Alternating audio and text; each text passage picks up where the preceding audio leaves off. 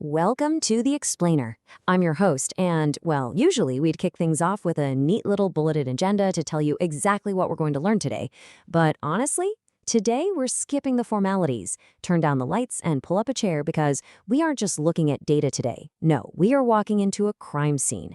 Something strange happened in the market, and we need to investigate. So, forget the traditional intro. We've got a mystery to solve, and the clues are waiting. Here's the setup. A company entered the market. They had the funding, they had the corner office, a shiny new product, and a ton of ambition. They walked right into the competitive arena, and they never came back. Just poof, vanished without a trace. The market literally swallowed them whole. And honestly, the strangest part, nobody seems to know exactly why they disappeared. So that brings us to the central question we're asking you today. Who killed the company? I want you to put on your detective hat and look at this evidence board with me. We're going to connect the red strings, analyze the suspects, and figure out exactly how a business goes from a brilliant idea to completely erased from the map.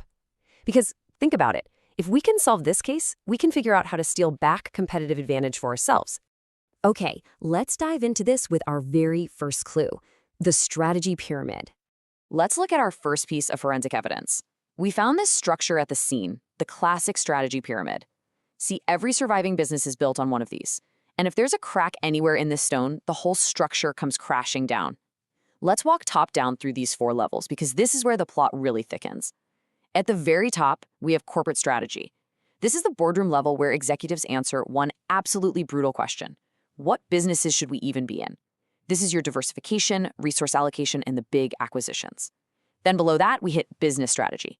Once you know what business you're in, how does that single business actually compete on the battlefield? How do you win market share? Next, we drop down to functional strategy. These are your marketing, finance, HR, and ops teams. And listen, these tactical units don't exist just to look busy. They exist entirely to support the fight happening above them. Finally, at the very bottom, we've got operating strategy.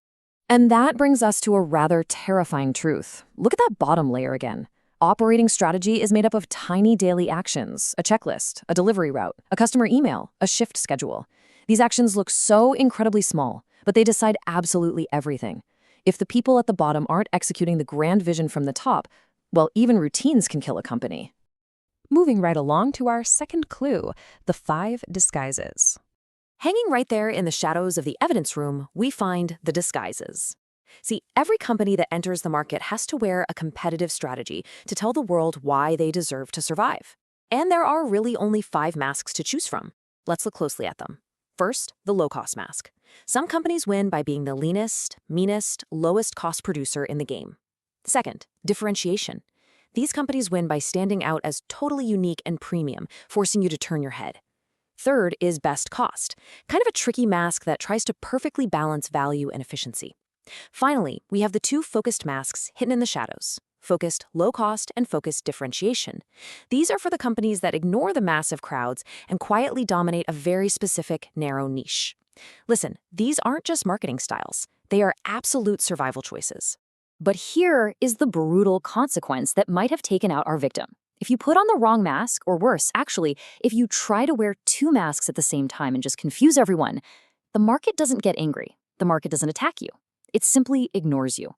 And a quiet death by irrelevance is by far the most common end for a business without a clear competitive strategy. Let's move to clue 3 and see how this builds. We're calling this one the locked doors. Because choosing a disguise isn't enough if anyone can just walk right into your territory, right? Imagine the market as a massive vault. When a shadowy new competitor approaches with ambition and deep pockets, whether they succeed depends entirely on the locks on the door. Look at these 6 heavy locks. First, scale advantages. Can the new guy afford giant machinery and bulk purchasing? Second, brand loyalty. Are customers holding on tightly to what they already know? Third, access to technology. Fourth, huge capital requirements, acting like a giant money vault blocking the door. Fifth, distribution control. Locking up warehouse space and shelf space. And sixth, regulation, the heavy gates of government approval. If an industry has weak locks, it invites an immediate invasion.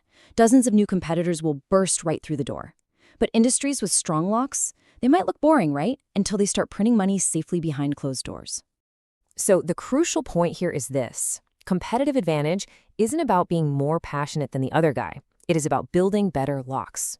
As the evidence clearly shows, competition is not personal, it's structural. If our missing company didn't build these barriers, well, they left the front door wide open. And that brings us to clue number 4, the silent killer. Often, companies aren't actually murdered by a direct competitor. They're poisoned, very slowly, by invisible suspects that surround their office building. Let's put these macro-environmental forces in a lineup. We call them the PEST elements. Political shifts, new rules and regulations that rewrite the game overnight. Economic cycles, inflation, interest rates, and demand waves that just quietly drain cash flow.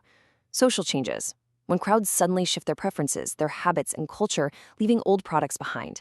And technological leaps, when glowing circuits and new platforms make your entire business model totally obsolete. These forces, they don't announce themselves. They change quietly, right outside the window.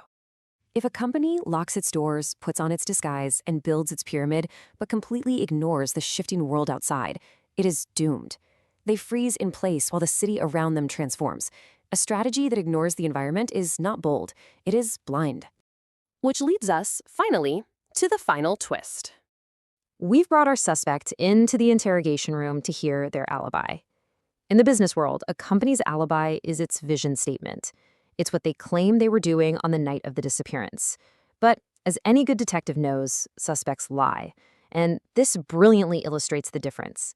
A good vision statement acts like a compass. It's focused, realistic, inspiring, and easy to remember. It tells a team exactly where they are going. And honestly, just as importantly, where they are not going. A bad vision statement, it's just foggy, vague, paragraph-long corporate jargon. It dissolves into smoke the moment you question it. If a company's vision needs a full paragraph of buzzwords to explain itself, it's already lying to you. But here is the ultimate twist of our thriller. You can have a perfect strategy pyramid, an impenetrable locked door, a keen awareness of the environment, and a glowing vision statement. But you know what? None of it matters without execution. Execution is what happens when strategy steps out of the glass display case and actually meets the live systems of your company, your marketing, your organizational structure, your daily culture, and the financial incentives you give your employees. Execution is where the blueprint becomes reality. If the gears of marketing, structure, culture, and incentives fail to turn together, the strategy dies. I've seen it 100 times on this evidence board. The most brilliant strategy blueprint is absolutely useless if you can't actually build it. Execution is where smart plans go to die in abandoned desk drawers. Or it's where ordinary, everyday companies suddenly become incredibly dangerous machines.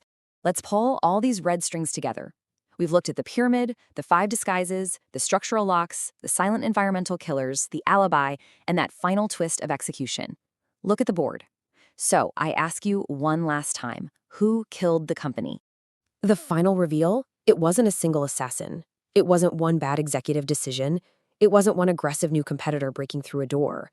And it wasn't just one bad economic year. The killer was the absence of a system. The company disappeared because they completely failed to connect their high-level corporate choices all the way down to their daily operating routines. They treated strategy as a static document rather than a living, breathing, connected system. And the market erased them for it. Case closed. The next time you look at a business, don't look at their marketing. Look for their system. Because if you want to survive, and if you really want to dominate, you don't need motivation. You need strategy. Thank you for joining me on this investigation in The Explainer. If you want to join me for our next Explainer, drop a comment below and tell me exactly which industry crime scene you want us to investigate next. Until then, keep your doors locked and your strategy sharp.